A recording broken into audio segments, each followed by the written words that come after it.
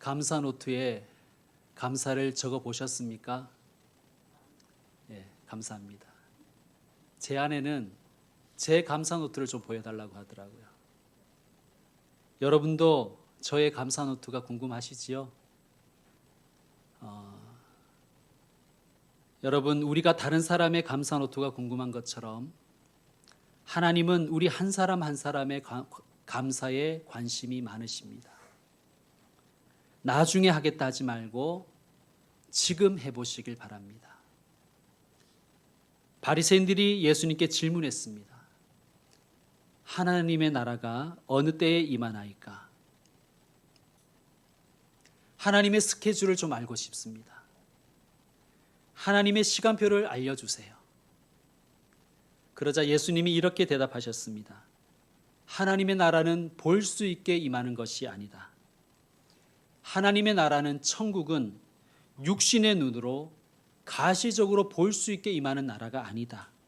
그러니 또 여기 있다 저기 있다 고도 못한다. 하나님의 나라는 너희 안에 있느니라. 여러분, 하나님의 나라가 언제 임합니까? 라고 미래에 관심을 두고 있는 자들에게 예수님은 이렇게 말씀하신 것입니다. 미래에만 너희 눈이 가 있지 말고 지금 너희 안에 이미 와 있는 하나님의 나라를 발견하라. 하나님의 나라는 이미 너희 안에 있다라고 말씀하신 것입니다. 여러분, 그렇습니다. 천국은, 하나님의 나라는 이미 우리 안에 있습니다. 그런데 너희 안에 있다는 이 말씀을 천국은 내 마음속에 있다라고 생각해서는 안 됩니다. 천국은 마음먹기에 달려 있어. 이거는 성경의 가르침이 아니에요. 당나라로 유학 가던 원효 대사가 해골물에 고인 물을 마시고 크게 깨달아서 유학은 포기하고 돌아와 일체 유심조를 설파했다고 하지요. 공즉 시색이요 색즉 시공이라. 비었다고 하면 있는 것이요 있다고 하면 없는 것이다. 천국은 우리 마음속에 있다라고 하면 마음먹기에 따라 천국이 될 수 있다고 하는 것은 불교의 가르침이지 원효의 가르침이지 예수님의 가르침이 아니에요. 천국이 너희 안에 있다 할 때 이 안에에 해당하는 영어 전치사가 among입니다. among, among. 근데 이 among이라는 전치사는 in이라는 전치사와는 좀 다르죠. 헬라어로는 엔토스를 씁니다. 영어에서 in에 해당하는 것이 헬라어의 n인데 n을 쓰지 않고 엔토스를 쓴다는 것입니다. 여러분, 그래서 NRSV라는 영어 성경은 이렇게 번역했습니다. The kingdom of God, 하나님의 왕국은 is among you, 너희 가운데 있다. 이건 무슨 뜻일까요? 하나님의 나라가, 천국이 너희 가운데 있다. 이것은 무슨 뜻일까요? 하나님의 나라는 너희가 손을 뻗으면 닿을 수 있는 곳에 있단다. 이런 뜻입니다. 그러니 손을 뻗어서 그 하나님의 나라, 천국을 선택하고 그 천국의 백성으로 살기를 결단하라라는 뜻이겠지요. 이미 임한 하나님의 나라를 결단하고 선택하지 못하는 사람은, 즉 지금 여기에서 천국을 살지 못하는 사람은, 지금 현재 하나님의 통치에 따르지 않는 사람은 미래의 하나님의 나라, 완성된 천국을 소유할 수 없다는 말씀입니다. 여러분, 지금 감사하지 않으면 나중에는 감사할 수가 없습니다. 그것을 명심하십시오. 그러니 오늘 내게 주신 하나님의 말씀에 여러분은 반응하셔야 됩니다. 오늘 주신 하나님의 말씀을 여러분의 삶에 적용하십시오. 하나님의 나라를 오늘 지금 여러분의 삶에 심으시기를 축원드립니다. 그러면 하나님의 나라를, 천국을 기쁨으로 거두게 될 것입니다. 이 원리를 기억하시고 오늘 하나님의 말씀에 반응하시는 귀한 분들 되시기를 소망합니다. 여러분, 이미 우리에게 주신 하나님의 나라가 언제 완성될까요? 그것은 바로 예수님 재림 때에 완성이 됩니다. 본문은 예수님의 재림을 인자의 날 혹은 인자의 때라고 표현했습니다. 오늘도 우리는 사도신경으로 이렇게 고백했죠. 거기로부터 살아있는 자와 죽은 자를 심판하러 오십니다. 여러분 다 고백했지요? 여러분 이 고백이 다 진실인 줄로 믿습니다. 여러분께 묻습니다. 하나님의 나라가 이미 우리 안에 와 있음을 믿으십니까? 예수님의 재림으로 천국이 하나님의 나라가 완성될 것을 믿으십니까? 자, 믿는다면 어떻게 살아야 될까요? 오늘 말씀으로 거기에 대한 질문을 우리가 한번 질문에 대한 답을 찾아가 보도록 하겠습니다. 자, 25절 합독하겠습니다. 25절 시작. 그러나 그가 먼저 많은 고난을 받으며 이 세대에게 버림바 되어야 할지니라. 아멘. 여기서 그는 인자, 예수님을 가리킵니다. 그리고 또한 그의 몸인 교회를 가리키지요. 인자의 날까지, 예수님께서 재림하실 때까지, 그 V-Day, 그 승리의 날까지 예수님이 먼저 고난을 받으신 것처럼, 그리고 이 세대에게 버림받은 것처럼 교회는, 그리스도를 따르는 사람들은 예수님처럼 많은 고난을 받으며 이 세대에게 버림받아야 된다는 말씀입니다. 이 세대에게 버림받는다는 것은 무슨 뜻이냐면 이 세상과 다른 삶을 살아야 된다는 거예요. 세상과 구별된 삶을 살아야 된다는 그러한 표현인 것입니다. 자, 좀 더 구체적으로 말씀드리겠습니다. 그러면 어떻게 세상과 구별된 삶을 살 것인가? 여러분의 삶에 적용하시고 실천하시길 바랍니다. 첫째, 절제하라. 둘째, 목적을 가지고 살아라. 세 번째, 깨어 있으라. 따라합시다. 절제하라. 목적 가지고 살아라. 깨어 있으라. 여러분 이것을 기억하시고 삶에 적용하시고 실천하시길 바랍니다. 첫째, 절제하라고 하십니다. 26절부터 보겠습니다. 노아의 때에 된 것과 같이 인자의 때에도 그러하리라. 노아가 방주에 들어가던 날까지 사람들이 먹고 마시고 장가들고 시집가더니 홍수가 나서 그들을 다 멸망시켰으며, 홍수 심판이 임할 때까지 사람들은 먹고 마시고 장가들고 시집갔다는 것입니다. 먹고 마시고 장가들고 시집가는 것 중요한 일들이죠. 그러나 이것이 전부가 된 삶이 되어서는 안 된다는 것입니다. 노아 역시 먹고 마시고 장가들고 시집가는 그 삶을 살았습니다. 그러나 노아는 달랐죠. 노아는 그 먹고 마시고 장가들고 시집가는 그 삶에만 매몰되지 않았습니다.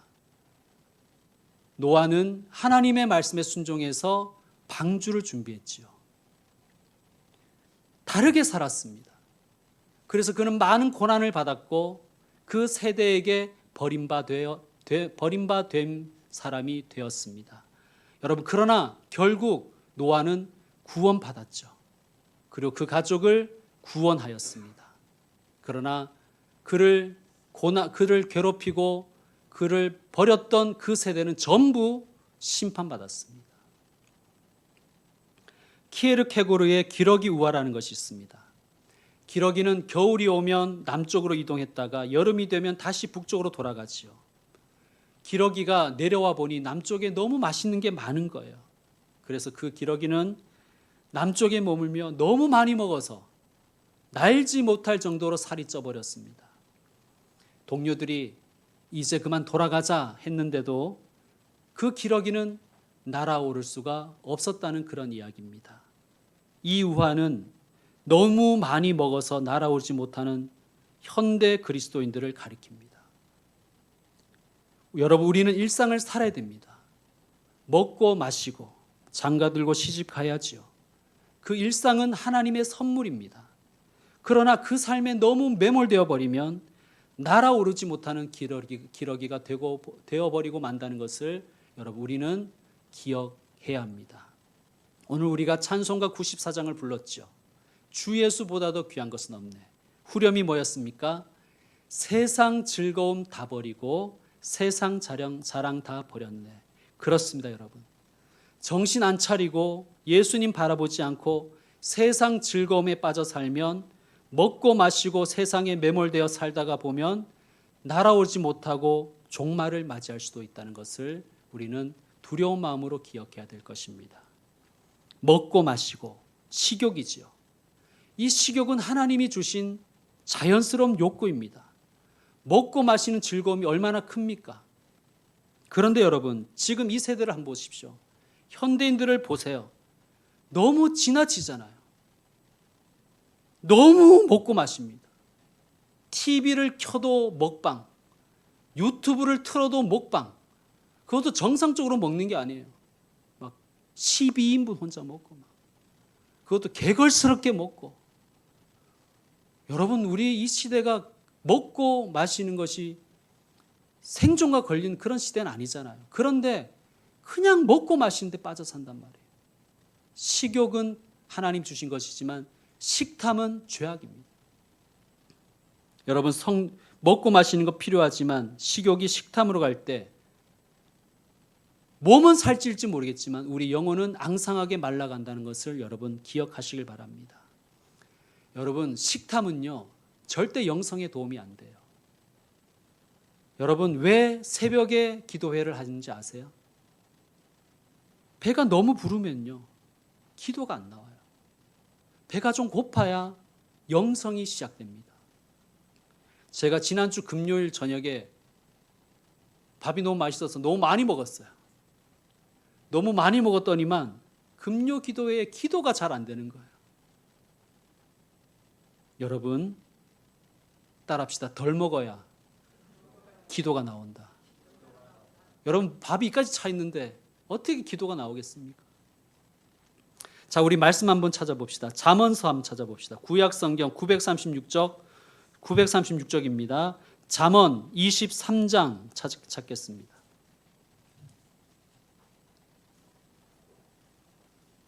잠언 23장 2절 3절.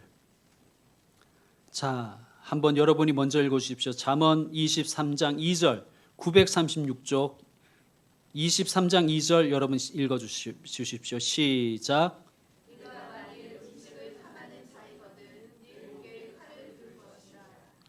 기가 막히죠, 그죠? 여러분, 식탐은요 자기를 죽이는 것 같대요.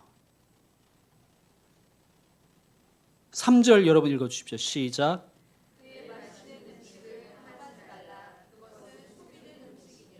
아멘. 여러분, 우리는 뭐 미식 그러잖아요. 뭐 미식 그러면서 엄청 먹어도 되잖아요. 그런데 여러분, 미식의 미자를 아름다운 미자로 생각하지 마시고 미칠 미자로 생각하셔야 됩니다.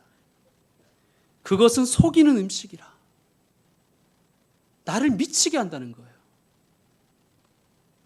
여러분, 성령의 열매 9가지 아시죠? 마지막 완성되는 열매가 뭔지 아십니까?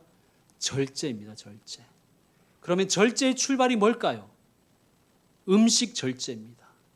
여러분, 음식 절제가 안 되는 사람은 거래하지도 말고 사귀지도 마십시오. 음식 절제가 안 되는 사람은 다른 그 어떤 것도 절제할 수 없기 때문이지요. 덴마크에 어떤 왕이 있었는데 큰아들에게 왕위를 물려주고 죽었습니다. 그런데 이 큰아들이 먹는 걸 너무 탐하는 거예요. 그러다가 둘째 아들이, 그러니까 동생이 쿠데타를 일으켰습니다. 이 둘째가 너무 영악한 거예요. 형한테 이렇게 말합니다. 형, 난 형한테 반역할 마음이 없어. 근데 형같이 절제 못하는 사람이 왕이 되면 나라 말아먹지. 형을 감옥에 가둘 거야. 그 감옥은 창살이 느슨해. 형이 다이어트하고 음식 절제해서 날씬해지면 나올 수 있어. 그리고 둘째는 형을 진짜 감옥에 가두었습니다. 그리고 난 다음 부하들에게 명령을 내렸죠. 매일같이 진수성찬을 차려주라고. 여러분, 형은 결국 식탐을 못 이겨 계속 먹다가 감옥에서 못 나왔대요. 탐식의 비극이지요. 여러분, 우리 인생이 그래요. 절제 못해서 스스로 감옥에 갇혀 있는 사람이 너무 많습니다. 절제하면 나올 수 있는데 마귀는 우리가 절제하지 못하도록 우리를 유혹합니다. 여러분, 동생 말이 맞잖아요. 절제도 하지 못하는 게 무슨 지도자 자격이 있느냐? 절제도 하지 못하는 게 무슨 주의 종이 될 수 있느냐? 절제도 하지 못하는 게 어떻게 주의 일꾼이 될 수 있느냐? 장가 들고 시집 간다는 것은 정욕을 의미합니다.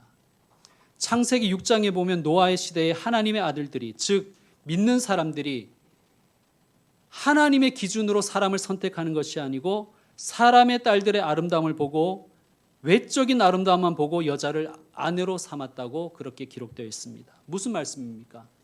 정욕 따라 살았다는 거예요. 여러분, 장가 들고 시집 가는 것 중요하지만 그 자체가 목적이 되어서는 안 되지 않습니까? 외적인 기준만 가지고 상대를 선택했어도 안 되지 않습니까? 뭘 봐야 합니까? 내면의 가치들을 봐야지요. 믿음을 봐야 되고 거룩함을 봐야 되고 성실함을 봐야 되고 진실됨과 정직함을 봐야 되지 않습니까?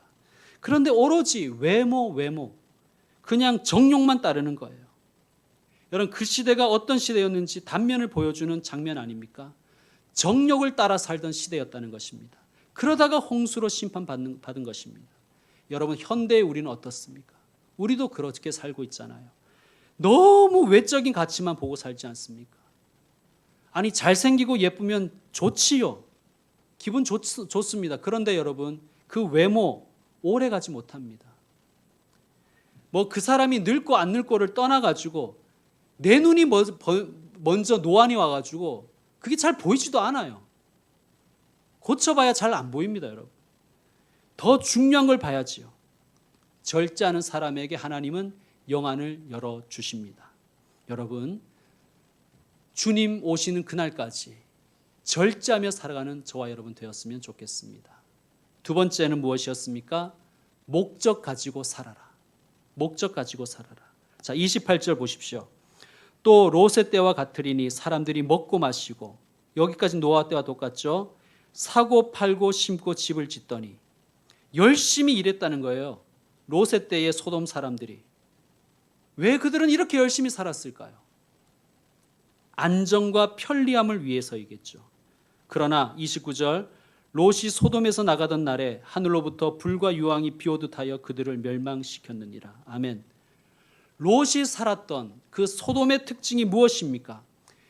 그들은 열심히 일했습니다.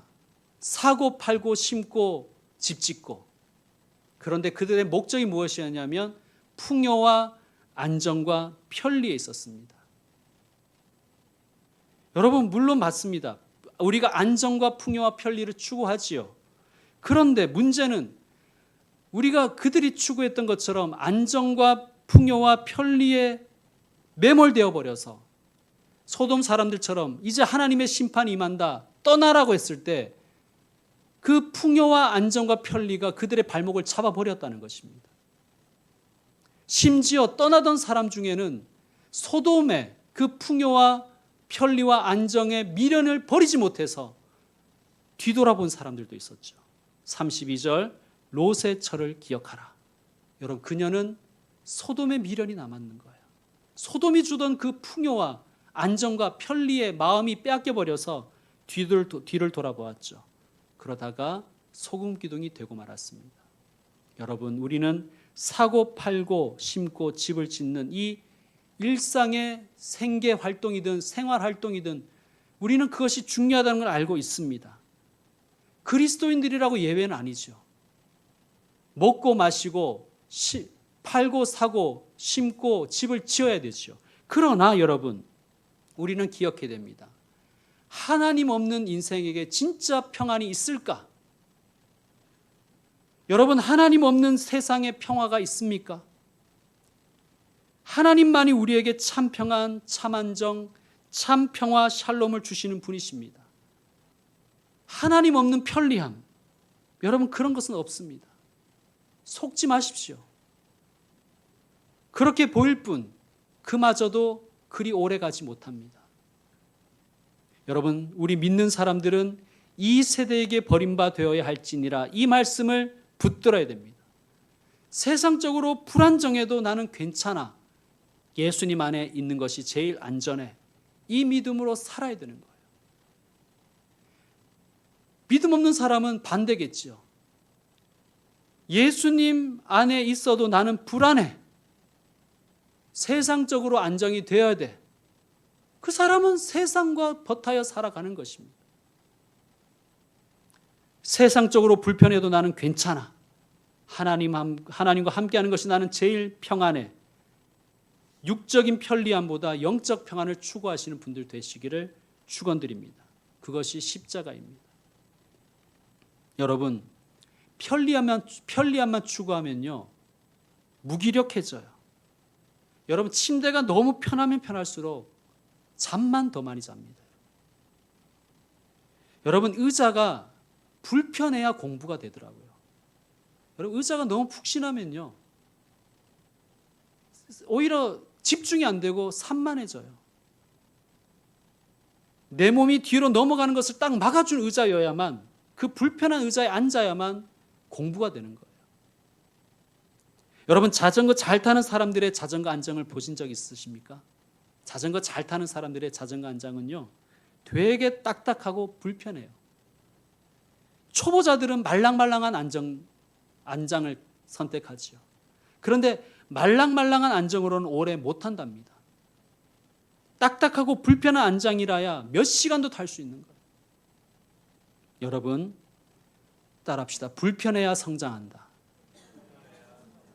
여러분, 우리 영혼은 세상적으로 불편해야 성장하는 거예요. 내 영혼이 너무 편해. 그러면 무기력증에 빠져버립니다.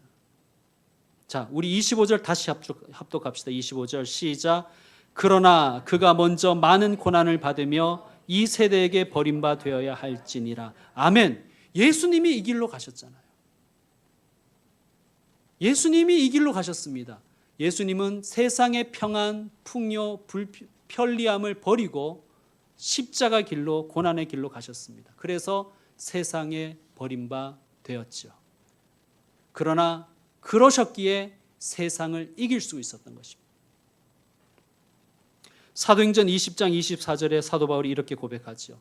내가 달려갈 길과 주 예수께 받은 사명 곧 하나님의 은혜의 복음을 증언하는 일을 마치려 하면은 나의 생명조차 조금도 귀한 것으로 여기지 아니하노라. 아멘.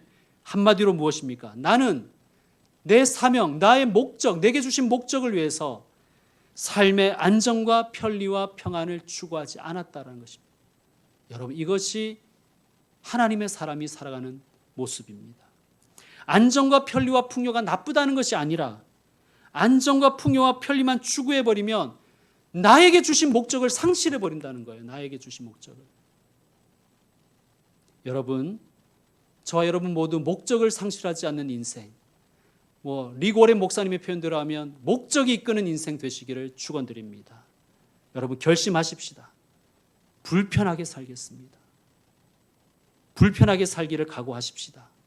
여러분, 우리에게 주어진 인생이 그리 길지 않습니다. 자, 세 번째는 어떻게 살아야 되는가? 깨어 있어야 됩니다. 영적으로 깨어 있어야 됩니다. 여러분, 깨어 있다는 게 뭐냐면요, 두 번째 목적 가지고 사는 것과 연결되는데, 할 일을 분명하게 알고 사는 게 깨어 있는 거예요. 여러분, 제 아내를 보니까 마트 갈 때 살 것들을 미리 적어 가더라고요. 왜 그러냐 물었더니 그래야 살 물건만 사올 수 있대요. 여러분, 그게 깨어 있는 것입니다. 엉뚱한 것에 정신 팔리지 않는 거예요. 저는 마트 갈 생각도 없었는데 아내에게 가끔 끌려가서 마트에 갈 때가 있어요. 정말 마트 갈 생각도 없었고 나는 아무것도 필요 없어 이렇게 생각했는데 마트만 가면요 미쳐버리겠더라고요. 다 사고 싶은 거예요. 다. 야, 저거 1+1이래. 저게 필요도 없는데 1+1이라는 거예요. 사은품에 막 그냥 눈이 팔려가지고 이것도 사고 싶고 저것도 사고 싶고 이것도 좋아 보이고 저것도 좋아 보이고. 얼마 전에는 코스트코를 갔는데요, 아내가 말리지 않았으면 아마 엄청 샀을 것입니다.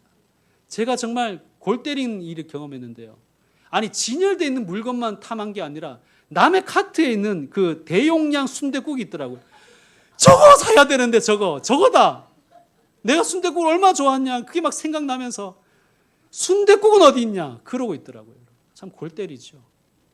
여러분, 깨어 있어야 내가 할 일이 무엇인지 알게 됩니다. 제가 할 일은 무엇이었습니까? 열심히 카트를 끌고 다니다가 계산하라고 하면 계산하는 게 제 역할이었잖아요. 그걸 망각하면 안 되고 그냥 이것도 필요해, 저것도 넣어라. 여러분, 깨어있지 않으면 그렇게 사는 거예요. 34절과 35절 합독하십시다. 시작. 내가 너희에게 이르노니 그 밤에 둘이 한 자리에 누워 있음에 하나는 데려감을 얻고 하나는 버려둠을 당할 것이요 두 여자가 함께 맷돌을 갈고 있음에 하나는 데려감을 얻고 하나는 버려둠을 당할 것이니라. 아멘. 똑같이 일상을 살아도 먹고 마시고 장가들고 시집가고 사고 팔고 심고 집 지어도 데려감을 얻는 자가 있고, 즉 구원을 받는 사람이 있고 버려둠을 당하는 사람, 심판받는 이도 있다는 것입니다. 차이가 무엇일까요? 깨어 있느냐 깨어 있지 않느냐 하는 것입니다. 37절 우리 함께 읽겠습니다. 시작. 그들이 대답하여 이르되 주여 어디 오니이까? 죽어 있는 곳에는 독수리가 모이느니라. 아멘. 바리새인들의 질문이 무엇이었습니까? 하나님의 나라가 어느 때 임하나이까? 제자들 역시 어리석은 질문합니다.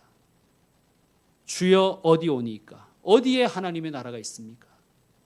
예수님이 그러나 이렇게 그들의 어리석은 질문을 듣고는 이렇게 대답하십니다. 죽어 있는 곳에는 독수리가 모이느니라. 이거 어려운 문장이에요. 이렇게 읽으면 좋겠습니다. 죽음, 즉 시체가 있는 곳에 독수리가 모이듯이 죽음 있는 곳에 심판받을 자들이 모이고 예수 십자가 있는 곳에 구원받는 자들이 모인다는 것입니다. 여러분. 깨어있는 자는 어디에 내가 있어야 될지 아는 것입니다.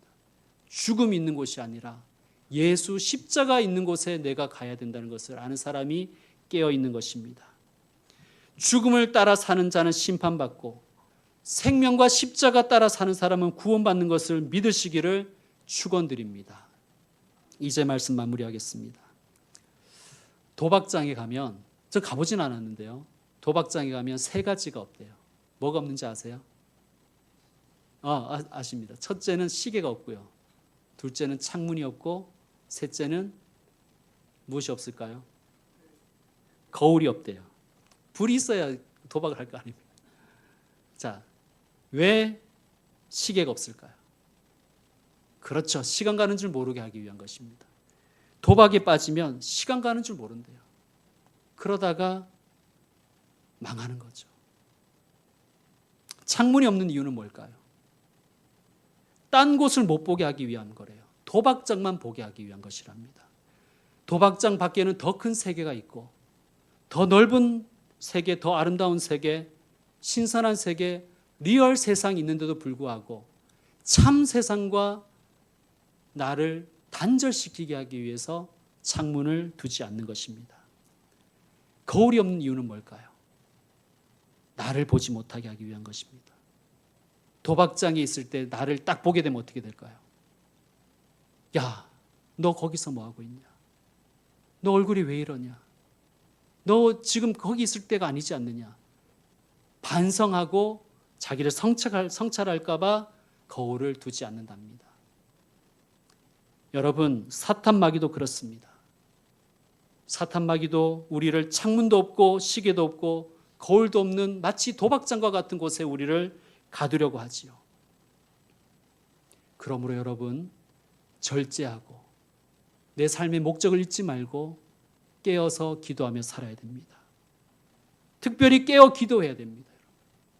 첫째, 깨어 기도하면 우리에게 때를 알게 하실 것입니다. 시편 90편의 모세의 기도처럼 우리에게 우리날 계수함을 가르치사 지혜로운 마음을 얻게 하실 줄로 믿습니다. 기도하면 내 삶을 계수한다는 거예요. 둘째, 깨어 기도하면 창이 열릴 줄 믿습니다. 여러분. 창이 열리면 내가 속한 이 세상이 다가 아니라는 것을 알 것입니다. 하나님의 세상이 있다. 하나님의 세계가 있다. 놀라운 하나님의 세계. 기도하는 자는 그 세계를 보는 거예요. 여러분, 기도하는 자는 땅끝이 보이는 거예요. 그러니까 어려운 형편에도 선교하는 거예요. 전도하는 것입니다. 땅끝이 보이니까. 기도하는 사람은 창문이 열려서 정말 리얼 세상을 보는 거예요.